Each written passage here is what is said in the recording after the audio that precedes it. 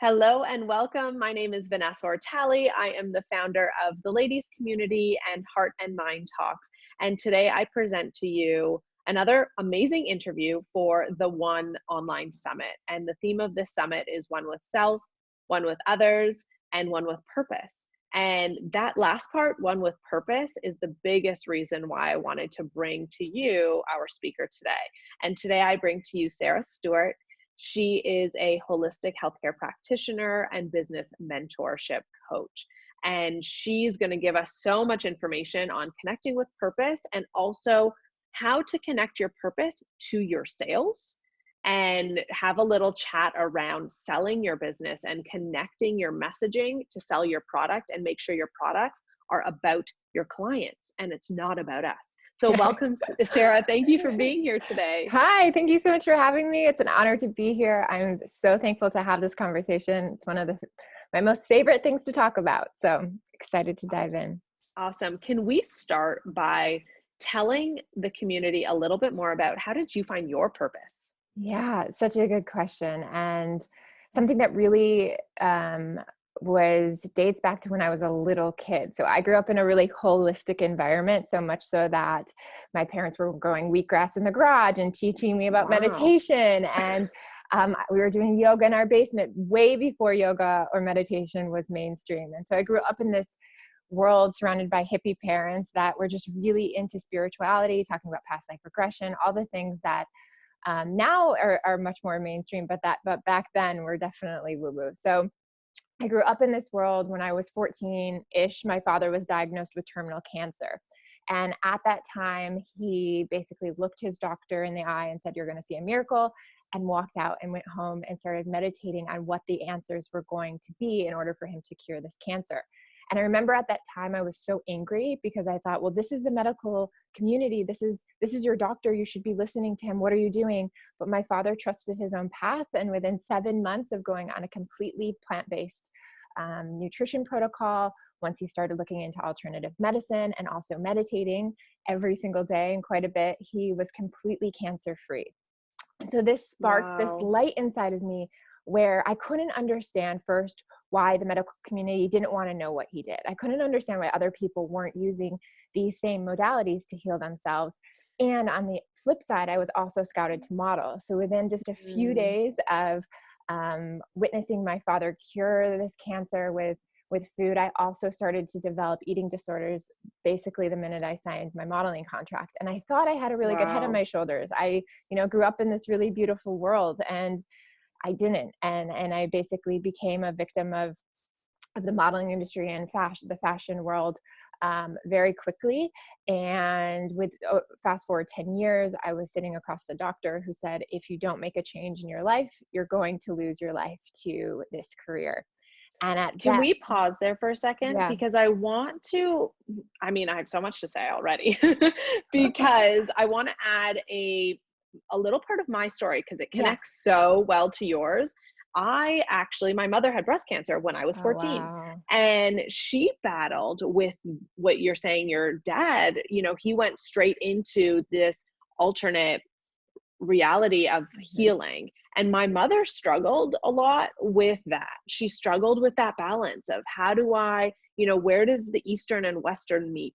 And she didn't get that support from doctors either. And so she really struggled because she wasn't seeing results fast enough in her, Reiki and meditation and other healing practices. And so she really struggled with that balance and she ended up passing away because through the chemo, it just destroyed her body, and I believe there's this medium and understanding your body. Like it seems like your father knew so well. And how, when growing up in that environment, where was that missing link for you that you started to treat your body in a way that it essentially like you had learned differently? So how did that happen for you? Yeah. So what's so powerful was that I basically created a story in my mind that it was fashion, and it was the people in my environment, and it was the relationships I was in, and it was my agents. And so I blamed my external world for my relationship with food and my body. And so like when I say I became a victim of the system, I chose that. Like that was me choosing to be part of that and choosing to buy into marketing and cultural standards. And so as I started to heal this process and look within and really do the internal work, I started to recognize that the wounding patterns from my childhood, and although my childhood was really great, I always had this lack of love from my mom that I felt like I deserved or wanted or needed. And because of that, and because I always felt like I had to be this amazing daughter on this pedestal that was always doing the right thing, I chose a career where I was looking for self-validation outside of myself externally. And so if you're listening to this, I encourage you to think about, what career are you choosing, and is there a wounding pattern behind it? Is it really what you love? Is it really what lights you up? Is it really what inspires you? And if you didn't have that story, that ego, that place of wounding within you that's forcing you to basically move in a direction of a career that basically potentially could be, because of a lack of self-worth or self-esteem, like you have to become that doctor, you have to become that attorney, you have to give up your dreams of doing something else because you don't feel worthy of these other things, I would question that. And so that was my truth. So I chased a career because I didn't love myself. I chased this modeling industry and wanting to be on magazines and, have my picture taken because I didn't feel that place of self-worth. And the more that I looked at that, and the more I looked at what is missing so that I can love myself, what is missing so that I have that self-esteem, that self-confidence, that self-worth that I've never had throughout my life, then I started to come back to my truth and started to say, I don't need this external world to dictate my self-worth. That's already inside of me, and it doesn't actually fluctuate. It's already there. And so when I let go of the external and started looking within, it was really powerful to say, I don't need this career to make myself feel good. And if I could choose something that did actually fulfill my purpose, my mission, my why, what lights me up, it would look nothing like this. And that's the place that I finally got to in terms of getting really clear about what direction I wanted to go, what position I wanted to take in terms of just my relationship to myself, and then my relationship to, if I'm going to spend my life really in connection to a higher purpose, what does that look like and why? I want to take a moment to add a question to the listener right now, because I think what you said is so important. So I want you to think, if you're listening right now, what are you currently looking for in your career, in your relationships as well? Yes. And how can you start giving that to yourself so that you're no longer, your inner peace and your happiness is not connected to your external environment? Exactly. And where were you told you had to be something in order to feel something? So as a child, what were you told growing up that you had, that you had to be, and why are you holding that story, and who's dictating those choices for you? Because when I started looking at it, I was like, wow, not wasted. Obviously, going through the modeling world was really powerful because it led me to having compassion and love and all of the things that I believe I needed to get to the depths of my own pain to be able to feel and relate to other people. But it still was so much time wasted seeking that external validation, which you never get. You get a hit of it, you get that moment, that feeling, and then it goes away. You get that moment of, oh wow, I just booked this job, I just booked, this experience, but then it dissipates. And so that was a big eye-opener experience for me. And so when the doctor said you need to make a change, I remember it being one of the most terrifying things. I didn't know what I was going to do with my life, but I remembered my father had cured cancer with food. And so I went back to study nutrition. The interesting thing was that my mind was going with me through all these different nutrition protocols, and I was getting worse. So my anxiety got worse, my relationship with my body got worse. And so even though I was physically getting better, my mental and emotional state was getting worse. And so what I learned through that process of diving into more information doesn't mean that you're going to have peace of mind. And so it took me a lot of work and energy to say, and I think courage to really look at the truth of, wow, I've been ignoring the parts of myself that really need healing. And from that place, I decided to go back to the meditation and the mindfulness and the journaling and all of the things that was pushing away for so long because I didn't want to confront the pain. And through hiring my own coach, I was able to really look at the places in my life that were self manifestations of my own suffering and say, this is no more, and how do I heal this, and how do I move through this?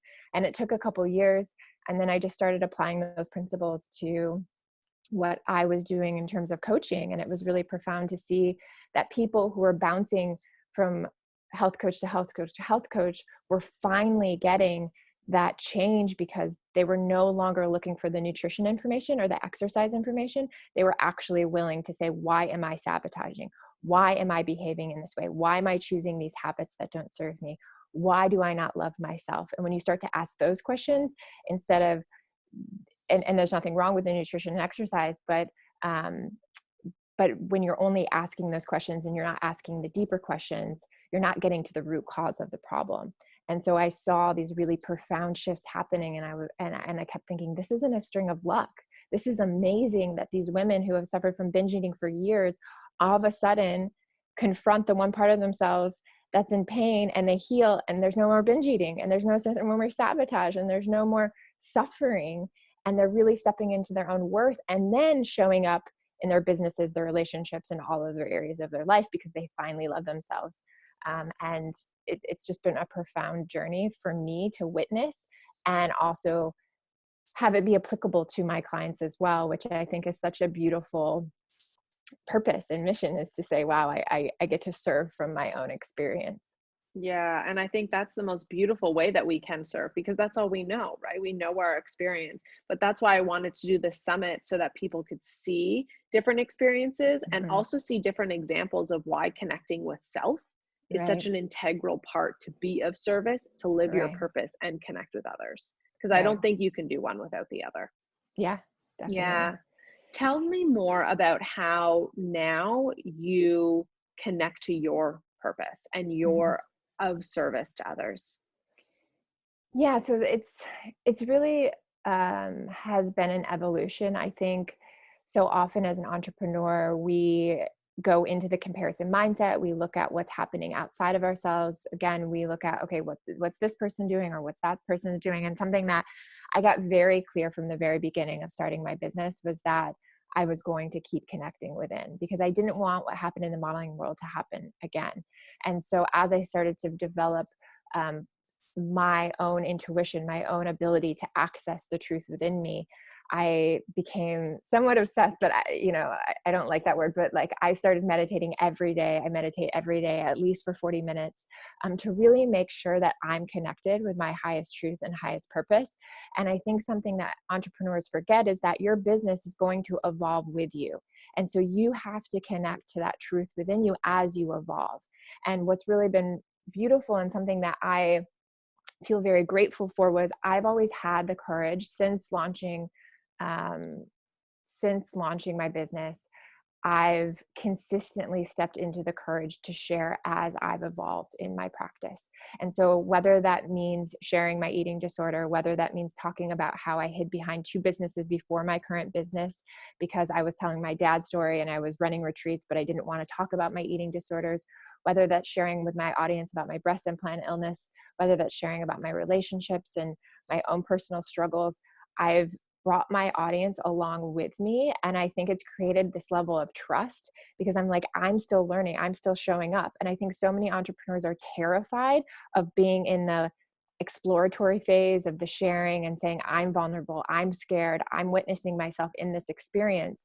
And I personally have found that by doing that, that has opened up doors of opportunity for me through storytelling. And people want right now more than ever before human to human connection. We're seeing this with brands where where now they're taking big brands and they're making people the face of the brands. We're seeing where people don't trust the values and integrity of brands. We're seeing where people don't trust the media.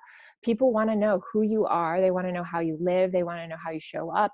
And that doesn't mean not having anything sacred and keeping certain things private, but it does mean creating an element of truth and trusting that the people who need to hear it are going to show up and be in your tribe, and they're going to evolve with you. And if your company evolves as you evolve and people aren't excited about it anymore, that's okay. Your products, your services, who you are as a human showing up in the world is not for everyone. But I think a lot of entrepreneurs get stuck in this middle gray area of, I don't want to be too controversial and I don't want to speak my truth because what if I offend someone?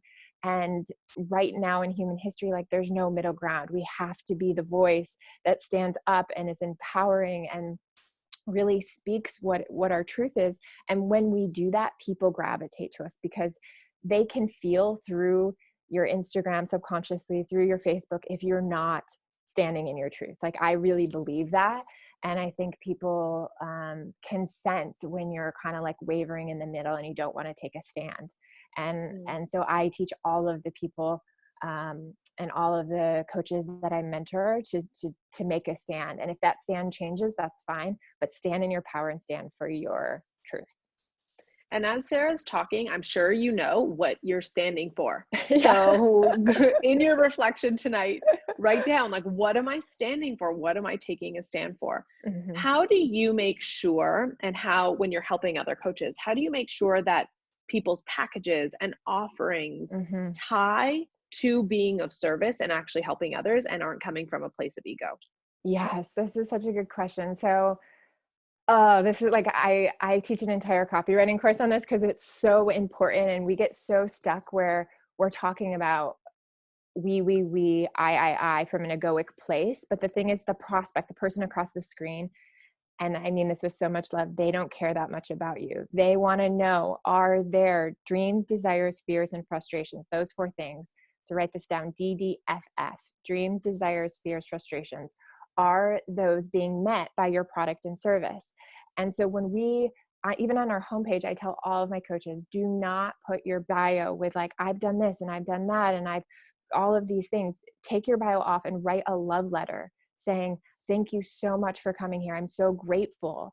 I understand where you've been and I want to help you, because then it becomes about them and it's not about you. When you have all of these amazing things you've created that you're proud of, that's incredible and you should be proud of those, but it makes you feel so distant from the person that you're speaking to. And so it's really important to come back to, okay, if I was struggling in the same position that I was before I created this product or service, what would I feel? How would my experience be? And communicate on that level and talk to them from those places, their dreams, their desires, their fears, their frustrations. What do they want from your product and service? Because if you don't catch them emotionally and emotionally evoke something in them that inspires them to take action, we live in a world of distractions. They're going to be moving on to the next person. And so a lot of writing copy is not about being salesy or manipulative at all. It's about connecting with your prospect and your consumer and really getting in their head and getting in the conversation that's happening in their mind. And so there's so many incredible ways to do this. And I recommend always, before you create a product, survey your audience, get them on the phone, ask them what they need. What do they want? What is something that you can create that's special, that's so different than anything out on the market? Study the landscape of other products and services that are being offered. And so it's about getting out of your own way. And I think this is also really hard for people to hear, because so often people, well, this is the product I want. This is the product that would have helped me. Well, if there's not a market for that product, you're going to invest all that time. And maybe if you just tweak 2, 3, 4 things of the product that you want to create, it would become this massive success. But again, you have to know, what are the things that the people want? What do they need? And it's not your job ever to tell them what they need. It's your job to find out what they need and then build products and services around that, while still creating something that's in alignment with you. So it's about meeting the two in the middle and saying, okay, what does the market need? What do the people need that I can serve and I want to serve? And then is it in alignment with me fully in integrity from a place of my own story, my own truth. And you can bridge those 100%. But I think people forget the other side, which is the consumer matters. And they absolutely should have a voice when you're creating your products or services, your content, your sales pages. Everything you do should be about them. Yeah, and it can be something as simple as language, right? Maybe Yeah. what you want to create, and that's why I love that you did this copywriting course, because you could have created something that they need and they want, but you're 100%. communicating it differently and they don't realize that that's what they need and that's what they want. Exactly. Yeah. And most people don't know. Most people don't know because on a subconscious level, they're avoiding what they need. So most people don't even recognize that they're going to need your product and service yet. And so it's really important to think also, this is another copywriting tip, but what is it that they deeply want? And then you're going to sell them what they deeply need. So an example of this would be, let's say you're creating a financial career coach program or financial program where you're going to support them in creating abundance and find their dream job. And so you're going to sell them on finding their dream job, and you're going to sell them on, like, the copy is going to be around the dream job and the financial abundance and all the things that they deeply desire and want. But then what they need is they need to shift their internal experience with their self-worth and their self-esteem and their self-confidence. So yes, in the course you could have how to find your dream job, but then part of that is also going to be the things that they're avoiding, which is the self-worth and self-esteem, because you want your clients to have testimonials. We're living in a world where the coaching industry is so oversaturated that we really have to make sure that our clients are getting those testimonials or getting the results that we're promising. And so we absolutely want to deliver on the promise, but we also need to give them the deeper things that really need to create the massive shifts and the sustainable shifts so that they consider you the expert in that industry. Yeah, honestly, if I'm even making notes, these are $1 million tips to grow and expand your business. And even when I get asked how I built the ladies community, Mm-hmm. it was so much of what you're saying, Sarah. And if you're in the community, you know this, I pull the community daily, weekly. I'm always trying to find out from a genuine place, like, what do you need? Mm-hmm. And what do you want to know? What are your pain points? What's keeping you up at night? What are your current challenges? So that I can see, is that in alignment with our brand? Is that something I can give you? And or is there someone else I can bring in to teach you that so Mm-hmm. that you can be and live your best life? Yeah, people love to complain. Like, they love to complain. So use that to your advantage. Write in your forum, write in a forum, write in your Facebook pages, right? Are you struggling today? What are you struggling with? I want to hear from you. Write it on your Instagram posts. Go through Quora, read reviews on Amazon. What else is there? Like yahoo.com and all of the answer forums. You can use those. You can use it's called Blurt It. What else? Oh, you can actually, I did this for my course and my book more specifically. I literally wrote an Instagram post that said, I want to speak to any woman all over the world who have cured their eating disorders. I want to hear from you. I want to know what you did. And I would get on the phone. I set up hours. And I just wanted to hear from women, and women were crying and they were sharing with me these powerful things that they did. And then I did the reverse. And I said, if you're struggling with an eating disorder, if you're struggling with disordered eating, if you're struggling with yo-yo dieting, if you've been stuck at the same place for so many years, I want to have a conversation with you because I'm here to help you and I'm support you. And for 15 minutes of my time, I'm going to give you 15 minutes, or 15 minutes of your time, I'm going to give you 15 minutes of mine. And again, I booked up an entire week of interviews. And after that, and of course, I was very transparent about what this research, and we call it data mining, was for. And I was completely transparent with that. But then I had all of my sales copy done. I had all of the research behind my courses done. I had all of the ideas around what I needed to put into my book to actually be of service. And I just like copy and paste, move things around. Like, it was so profound. And then I did so much data research online. And then I went through all of my old client notes and all of their journals.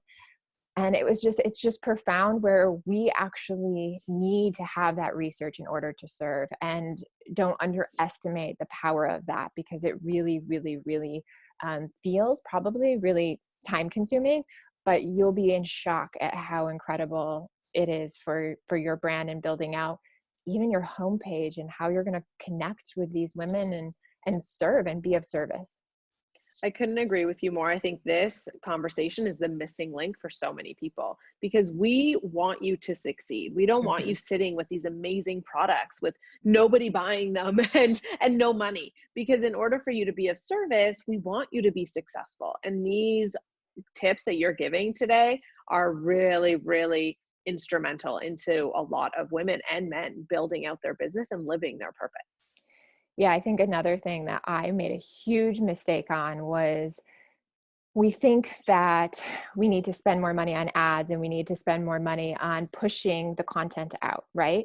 But if we don't have a post or something that's already engaging and evoking the emotion, we could get it in front of 1,000 people and no one's going to take action on it. And I think that's why people get so frustrated.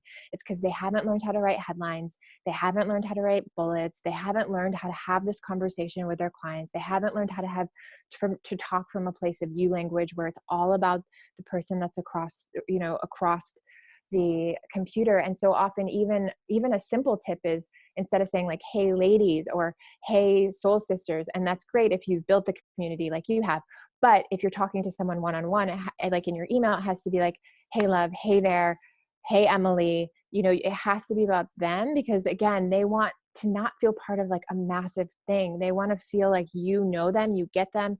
It's an intimate level. And so before you start spending all this money on pushing your post, you could push it out in front of hundreds of people and it's not going to convert if you don't evoke that emotion, and you're just going to waste your money and you're going to get frustrated. It's just like writing an amazing blog post, but not having a headline that no one clicks on. So these are the little things that we have to start thinking about. And you and I, we're being sold to all day long, but we're not paying attention to it because it's happening on such a subtle subconscious level. But then when we go to like create the sales process, we get so terrified. We're like, oh my gosh, I don't want to sell. I don't want to sell salesy. I don't want to push pushy. I'm like, first, we're doing a disservice to the people that are out there that need your product. And two, you can communicate in a way that is not manipulative, that does not sound salesy, and still evoke the emotion in the person, where when you give them that call to action, whether it's opting in, tag a friend, drop a heart below, share with someone you love, they are so connected to you already. They are so ready to do that for you because they know the benefit to themselves. And so it's all about what is the benefit to them, and getting out of our own head from a place of, I did all of these things and come join me. It's more like, I get you, I feel you, I understand you, I've been in the struggle, I have the solution, come be part of my world, I'm here to support you and be of service, this isn't about me.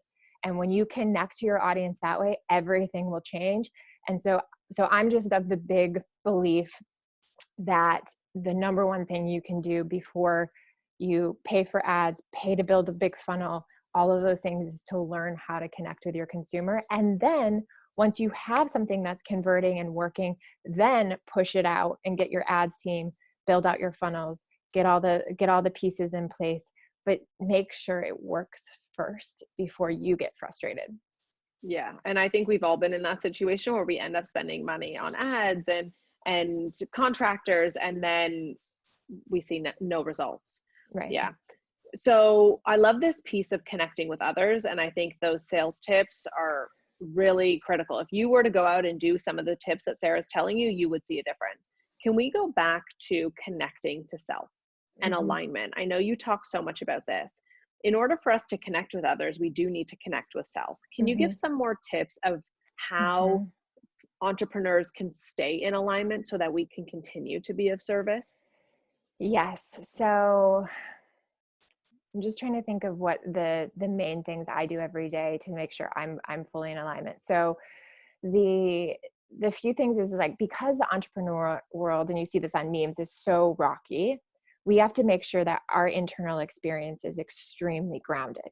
And one of my mentors, he runs a large corporation, he said, I built my entire business meditating. So if you think about the life of an entrepreneur and how it gets so chaotic so quickly, we have to be grounded in that experience, because the more decisions we have to make sure that we don't make them from an emotional triggered state. And so whenever he has a big decision, he literally cuts everything out, quiets the noise, and goes within. That's been the first thing that's been really, really powerful. The second thing is learning breath work. And these things might sound like health and wellness things, but it's so powerful because when you get a bad review, when you get someone angry at you about your product, when you get someone angry, it could take you down for a week, 2 weeks, and you don't want to be in that vibrational state. You need to get out of it immediately and just recognize it's a projection of them. It's not your fault. And if it is your fault, take responsibility. But most of the time it's not. Most of the time it's a projection of them, and they're having a bad day, and they really just want you to jump through the computer and give them a hug. And so the breath work has been so powerful to me because I just breathe through the experience. I move it out of my body. And then I always have, and this is a little bit from the egoic place, but I always have a list of the testimonials and people that I've served that I can always come back to. People whose lives have been changed, people who, even text messages where I get a text from a client that's just like, it finally clicked. I had that aha moment today, Sarah, that you've been talking about for 6 months. Thank you so much. I have those ready and available for when I need to really come back to myself and I say, oh, this is so challenging. And like, I want to throw my computer through the wall, and I bring it back to, okay, this isn't about me. This is about these people that I'm serving. Another thing I do is whenever I have those throw the computer through the wall moments, I close my eyes, I put my hand on my heart, and I connect to all of the people in the future that I'm serving, or that are reading my book, or reading my content, or coming across my posts. And I co-create what I'm working on with them. And it gives me this boost of energy because I have a belief that there's no such thing as time. So like everything in the future is actually being created now for the people who need it. And so I'll and again, sounds a little woo-woo. No, I love that. But, I took it all in. But when you can, there was a night, it was like 3 a.m. and I was writing my book and I just wanted to give up. Like, it was like that moment where you're so physically exhausted. And I just closed my eyes, hand on the heart, visualized everyone, visualizing the testimonials. And again, this is a little bit from an egoic place, but it still is about them. It's still about the service.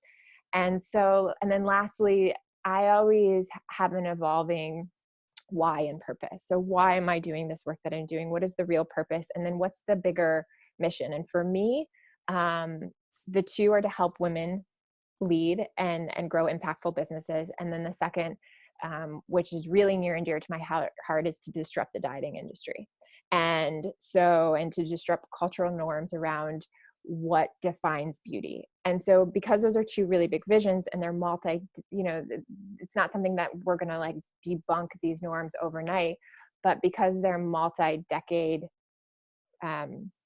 visions, it's like the vision is so big and the purpose is so big that it allows me to just keep coming back to them, because I'm like, we have a long ways to go and I have to keep at it and I have to keep chugging away. And this is why. And so having those as kind of this guiding post to say, this is why I'm here. And so whatever that looks like or translates to my products and my services, those might change, but the bigger why still remains the same. And so that continues to kind of like keep the momentum going. And I think those are the big ones, and just making sure that you're really prioritizing your health. I think entrepreneurs don't do that. I find so many entrepreneurs, I go to so many entrepreneur conferences that are even about health and wellness, and they're like outside eating donuts and drinking diet soda, and there's nothing wrong with that. But I'm like, you have 12 hours to get through the day. Like, I want to have green juice, and I'm going to go out and do breath work, and I'm going to meditate, and I'm going to make sure I move in the morning so that I can get through this day with, enough energy to sustain myself so that I'm healthy and I can serve it. Because if I'm not healthy, those purposes don't matter. Like, if I get sick, I can't serve. And I saw that when I got really sick. And so I think that would be the other thing, that really, really saying, okay, how do I prioritize my health?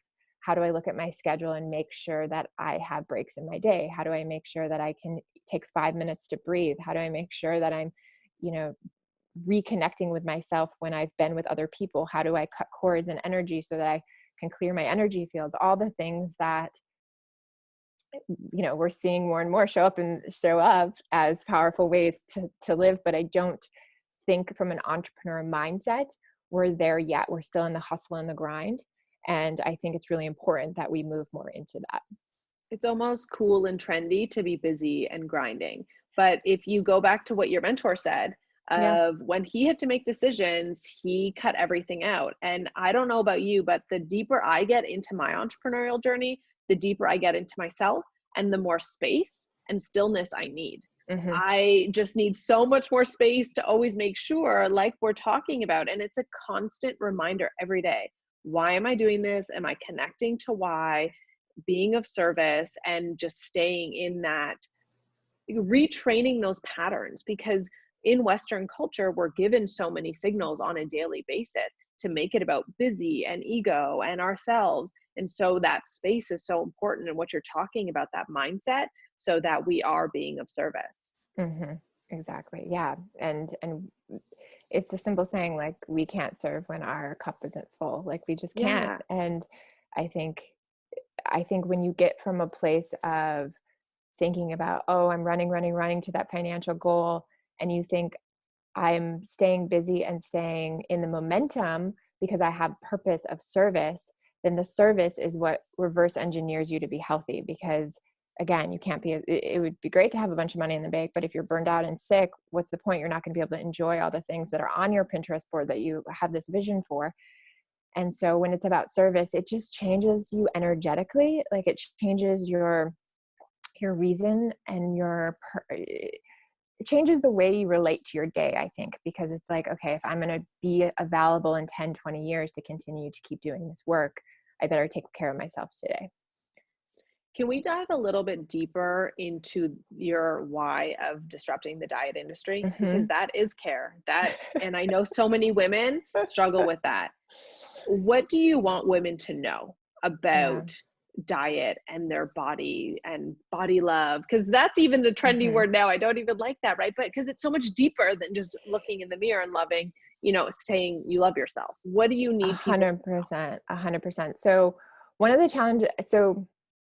challenges I'm having right now with witnessing what's happening in the media is that a lot of it is still very external. And so as we see body positive movement happen, it's incredible and it's powerful. And I'm so thankful to the women that are standing behind that and making a stance for diversity and making a stance for inclusivity. All of those things are really important. But for me, it always comes back to the individual. It always comes back to the person. And so your ability to show up for yourself and say, this is what self-love looks like for me, is very different than someone else. And for me, it's about empowering the woman to make those decisions for herself. And when I work with my clients, I have never once in all of my coaching said, here's a protocol that I gave to this person an hour earlier, or here are the same mindset shifts, or here is the same affirmations. Like, I've never copied and pasted anything, because I'm co-creating their protocol and their lifestyle and the way they show up for themselves based on what they're telling me, based on the feedback from them. And so I think getting back to the human connection of one-on-one and empowering people to make the best decision for themselves is what I stand for. And the problem with the diet culture and exercise world that we live in is that there's a lot of, well, this worked for me, this diet worked for me, so it must work for you. And if it doesn't work for you, you are a failure. Instead of saying, oh, wow, this diet worked for me, why don't you try it and take the pieces that work for you? And why don't you take the pieces that work from this other diet? Why don't we integrate them all? Because you're an individual person, and bio-individuality is the most important thing. You have a completely different subconscious patterning program than anyone else. You have different wounding patterns. You have different stories that you grew up with. You have a different lifestyle and different stress levels. And so I'm just about people standing in their own self-love and saying, what does self-love look like for me specifically? And that's going to be different than anyone else. And being able to stand in that power and say no when it's not applicable to them. And so what that would look like, for example, and I ask this of my clients all the time, if you were to go out on a Friday night and have pizza with your friends and drink wine and so forth, for some that might be self-sabotage. And for some that might be self-love. And it's the exact same experience, but for two different people, it's different things. And so for me, that would be self-sabotage, because I know pizza makes me feel really bad. I know how I feel in the morning when I wake up. And for me, self-love looks like going to the spa with my friends, or grabbing a green juice, or eating something clean. For someone else, that may be something so enjoyable that they love. And for someone else, it might be their escape from work. And so that would be self-sabotage. And for someone else, it might be they've waited 6 months to see their friends from college that they haven't seen in so long. And they're showing up and they're so connected to their friends and having fun and enjoyment that for them, that's self-love. And so you can have two experiences be very different for two different people.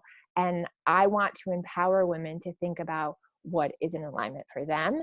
What does self-love feel like? What does self-sabotage feel like? What does self-worth feel like?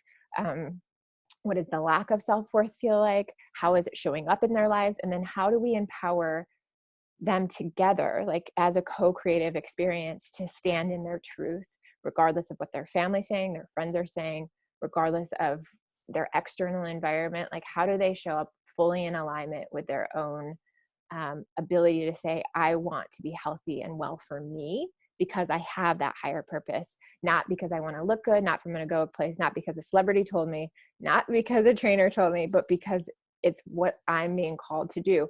Because if you don't make that shift, it's never sustainable. It's just not.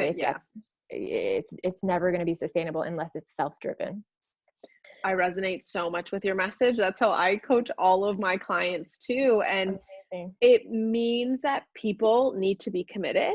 Mm-hmm. And they need to do the work, because we can't just sit there and say, follow this pattern.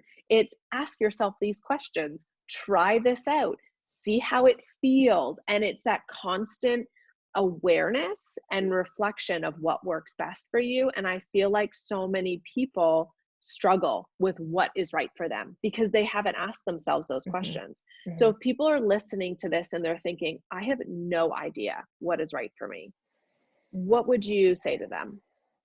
I would say, well, if it was my client saying that, I would say, okay, let's create a new mindset shift around this. Mm-hmm. And I would say that at the core of who you are, at the deepest level, on a soul level, you chose this body. This is my belief. It's not a projection, but my belief is that you chose this body.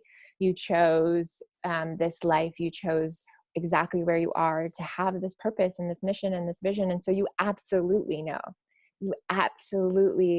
do know within who you are. We just need to pull back all the stories and the layers and the patterning and the programs and all the cultural conditioning and the childhood conditioning that has told you that you don't know, because you do know, and you do know exactly what's best for you. And it's the simplest exercise I can give someone is to give them a list of all of the food that they've ever eaten, and you tell me what makes you feel good and what doesn't. And when they go through it, they know. Tell me what exercises light you up and is fun. Tell me what exercises you dread. Tell me what exercises you work through. They already know. Tell me, is this relationship serving you? Yes or no? And when they get fully honest, they have the answers. It's just getting out of the story that they don't have the answers and they need to trust someone else to give them the answer, because they don't want to take responsibility for the fact that if they make a decision and it's not right, they have no one to blame. And that's the hardest part of my coaching, because it's really getting people to take that radical responsibility and hold them accountable and say, if this doesn't work out, it's on you 100%. There's no one to blame, no coach, no magazine article, no trainer. This is 100% your responsibility to show up. And that was a hard thing for me. I remember when my coach said, he said, I'll take you on as a client if you're willing to do two things: hear the truth and unlearn the way you were taught to suffer. And so he said, if you're willing to hear the actual truth and you're not going to push back, I'll take you on as a client. And if you're willing to literally break down all of these patterns when you were of how you were taught to suffer, I'm here. But you have to be responsible and take responsibility for your own happiness. And so it's a hard one. It's It's hard. You just dropped a bomb on so many people, and I want to pause for people to hear that because it is so true.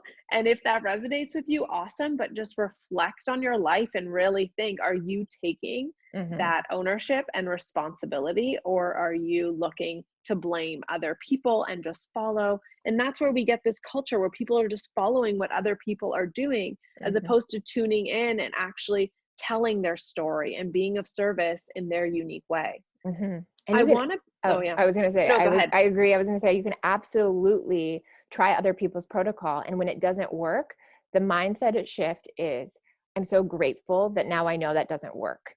And then change it from an internal space of saying, "I get that that doesn't work. Now, what's the next thing? What's the next thing? What's the next thing?" And move to a place of gratitude versus, "Oh, I'm so frustrated, nothing's ever gonna work," because that keeps you in that programming. Yeah. Let's talk a little bit more about programming and conditioning so I Mhm. can understand your experience and just draw that out for people a little bit more. Do you still feel the conditioning from your childhood, or have you worked through that? How does that show up in your life today, having done so Yeah. much work? Absolutely. I mean, I think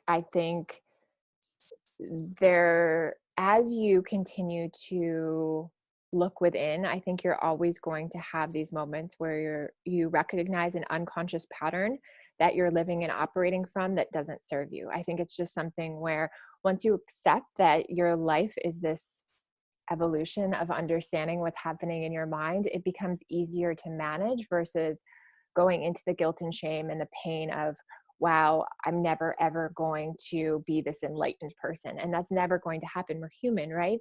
And I think as our lives change and we evolve, I mean, I went through so much work when I got married. I'm going through so much work right now. We're in terms of just pregnancy and just thinking about children from a level of like, how does this incorporate in my life? What does this look like from my own childhood? What would feel in alignment for me? And how do I run a business and potentially become a mom? And so there's all these different things, but as we're evolved, we're always changing. So we're always going to pull wounding patterns forward that we think serve us in that moment because it like holds things, avoids things, pushes things off. And so when you become aware of why am I not willing to feel what I'm willing to feel in this moment, that's when you can recognize it's coming from an old place of wounding. And so a really powerful exercise that I love that my coach gave me was just pause, observe, proceed. So it's basically just when you feel anything in your body that is off, neck tensions, your stomach butterflies, anxiety, fear, whenever you start to develop those emotions, you need to take a step back. You need to pause in that moment, observe what is the emotion that I am experiencing right now. Why am I scared to feel this? What was I about to do to suppress this emotion? And so when you can recognize, most of the time it's like grab wine, go get food, maybe yell at your partner, or get in a fight with your partner and sabotage something, whatever you are going to do, like hold it with love and compassion, but just observe the emotion within your experience and then ask yourself, how can I proceed in the most loving, kind, compassionate way that serves my highest well-being? And then bring yourself back to that and then proceed in that way versus the trigger in which you were going to move into. And that literally has changed my life because there are so many times that I want to move towards food like I did years ago. I go into that pattern where I realize that, yeah, like 12 o'clock at night, I'm going to the fridge and I'm like, with the whipped cream and the wine. And I'm like, why did this just happen? Like, why is this? And then I'm like, okay, this is how I was programmed to behave. Take a step back. What am I feeling? Oh, I'm feeling sadness. I'm feeling loneliness about the holidays. I'm feeling sad that my family won't be here. Okay, well, why is that? What could you do to proceed in a different way? Call them and have a conversation. Recognize that times change and things aren't the way they always used to be. Send yourself some love and compassion. Write yourself a love letter. Write yourself a forgiveness letter. What would be the other ways to serve myself in that moment that would be of higher value to my consciousness and my awareness? This has been such an amazing conversation. Honestly, I feel lit up just talking to you, Oh, and I feel so grateful for this conversation, and we're definitely going to chat more because I okay. love, how you have built your community, and I would love for our communities to connect.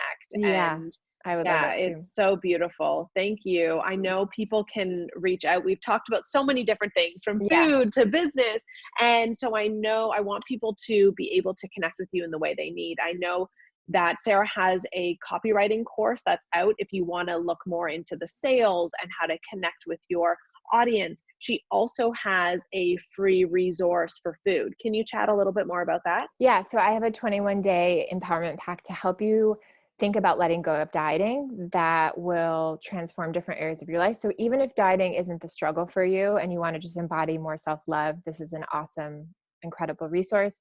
We're also launching a 7 and 3-day challenge around that. So if you sign up for that, you'll get access to those. And yeah, it just really helps you start to think about how to connect to yourself, your own intuition, your own place of knowing, awareness, consciousness, without the external influence. And when you do that, how to really become empowered to make the decision after you know what is the right decision for you. Sounds awesome. And again, we're coming back to what is the best decision for you.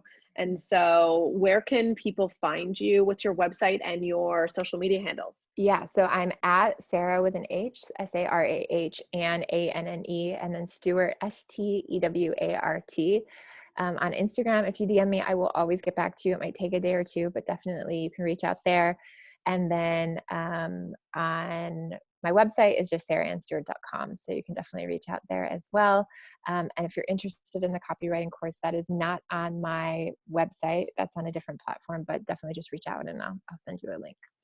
That sounds perfect. Thank you so much for being here and for reminding us to always tune in to what is right for us and how we can be of service to others. I love what you're doing, and I'm so excited to stay connected and Thank continue to you. help people and be of service with you. So thank you so Thank much. you. I appreciate this Yeah, conversation and love what you guys are doing over there. So thank you. Thank you. Thank you. thanks. And thank you for listening. I leave you with the highlighting note. I'm sure you have many, but just tune in today. Figure out what's right and what's best for you because only you know what's best for you. And it's so important for you to tune into that so that you can just have so much more inner peace and truly help others from a place of love and gratitude and acceptance. I love you so much. Thank you for being here. We'll chat with you soon. Bye.